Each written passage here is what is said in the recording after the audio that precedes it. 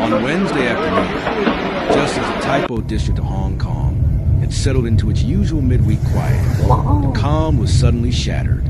Thick plumes of smoke erupted skyward, followed by violent bursts of flame that engulfed the Wangfoot Court residential complex, transforming the dense urban landscape into a scene of chaos within minutes. The fire ignited shortly after 2:50 p.m. and spread with terrifying efficiency, racing across several high-rise blocks wrapped in bamboo scaffolding for ongoing renovation work. What began as a small, contained spark quickly evolved into a massive inferno, climbing upward and outward to the exterior structures and setting thousands of apartments ablaze. By the time the first fire crews arrived, much of the scaffolding had already been swallowed by flames, which were now pushing deep into upper-floor units. The affected towers rose 31 stories high and contained nearly 2,000 public rental flats. Many of the residents were elderly or lived with mobility difficulties, making evacuation perilous and slow. Panic swept through hallways filled with blinding smoke as families stumbled toward staircases, while others found themselves trapped on upper floors with nowhere to go. Eyewitnesses described hearing desperate screams echoing from windows and balconies as the fire intensified. Emerging accounts suggested that the internal fire alarms may not have activated in time. Several residents reported that their only warning came from the frantic shouts of neighbors or building guards racing door to door. Those lost minutes allowed the fire to accelerate uncontrollably and made escape attempts even more chaotic. One 71-year-old man broke down on the street, saying his wife was still inside one of the burning towers. Dozens of others gathered outside, powerless, waiting for news about missing relatives. Authorities elevated the incident to a level 5 fire, the highest emergency classification in Hong Kong, as crews battled enormous flames and showers of burning debris raining down from the sky. More than 100 fire engines, ambulances, and rescue vehicles were dispatched. Extendable ladders struggled to reach the highest floors, and extreme heat forced firefighters to retreat repeatedly. Sections of bamboo scaffolding collapsed, scattering flaming fragments across nearby roads and adding to the danger facing rescue teams. By early evening, officials confirmed that at least 13 people had died, including a firefighter who entered the building in an attempt to reach trapped residents. Many others suffered severe burns, smoke inhalation, or traumatic injuries. Scores were rushed to nearby hospitals, and nearly 700 people were relocated to temporary shelters.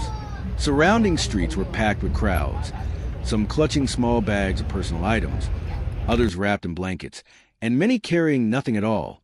Some cried openly. Others stood silent in shock, staring at the burning towers that had been their homes only hours earlier. Traffic in the district ground to a halt as major roads were closed off. Emergency trucks lined the streets, and pedestrians gathered on elevated walkways, watching helplessly as flames consumed apartment after apartment. Burning debris continued to fall from upper floors, igniting spot fires on a ground that crews had to extinguish immediately. Police cordoned off wide areas to prevent onlookers from approaching the unstable buildings. Early assessments indicated that the bamboo scaffolding played a critical role in the fire's rapid spread. Its dry, highly flammable structure working almost like a fuse that pulled the flames upward at alarming speed. The incident has already sparked urgent questions about safety protocols, compliance standards, inspection procedures, and whether residents are sufficiently protected during large-scale renovation projects in high-density housing estates. Throughout the evening, community centers distributed water, blankets, and hot meals to families who had lost everything. Charitable groups opened emergency hotlines, and provided temporary assistance for displaced residents. Fear and uncertainty lingered heavily. Many wonder where they would sleep that night, whether they would ever recover their belongings, and what had become of loved ones still unaccounted for. Neighbors comforted one another, sharing harrowing stories of escape and narrow survival. Firefighters worked through the night, extinguishing residual hotspots, checking damaged floors, and assessing structural hazards. City officials promised a full investigation and pledged support for victims, including temporary housing and medical aid. Yet the emotional wounds carved into the community will take far longer to heal. For many, the memory of collapsing scaffolds, the roar of the flames, and the sight of their homes burning will linger long after the smoke disappears. Do you hear that? Hong Kong now faces a moment of reckoning.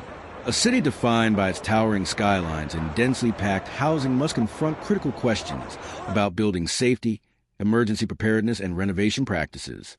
As the smoke slowly clears from Taipo, the true toll of catastrophe becomes painfully clear.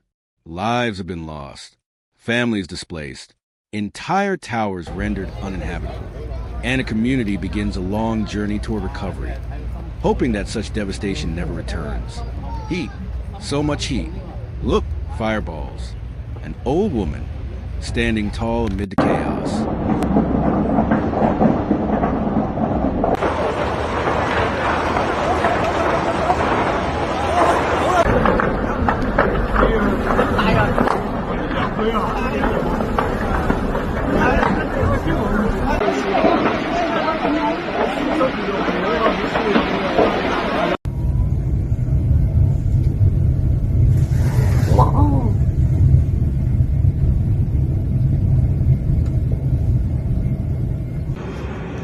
Tambah besar guys apinya, ya Allah, takut.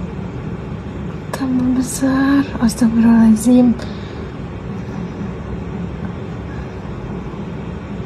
Tuh banyak puing-puing berjatuhan, ya Allah.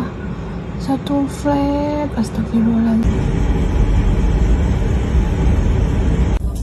Wah, 天啊，好誇張啊，真係全部燒晒。唔俾入大埔啊嘛！哇，撞咗！係咁射咗落去。哎呀，原來幾彩係咯，係啊，唔係女夫婦嗰啲。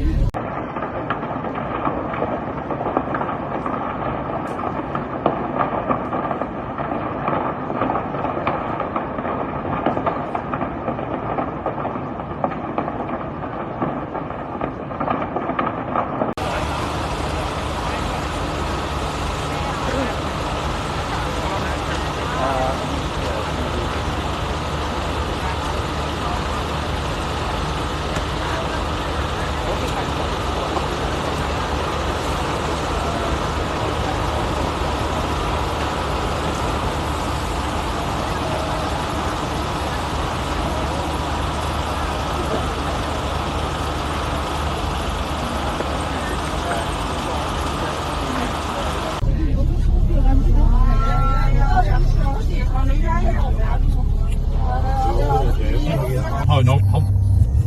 Oh, about daar je. Ja, sowieso niet. Ja, dan is het af. Ah, niet nou. Baru dipercaya flutas. Hawai ngahut, guys, niup kan jabut. Misgar besar semua. Tuh, Hawai ini pasti agak sebelah.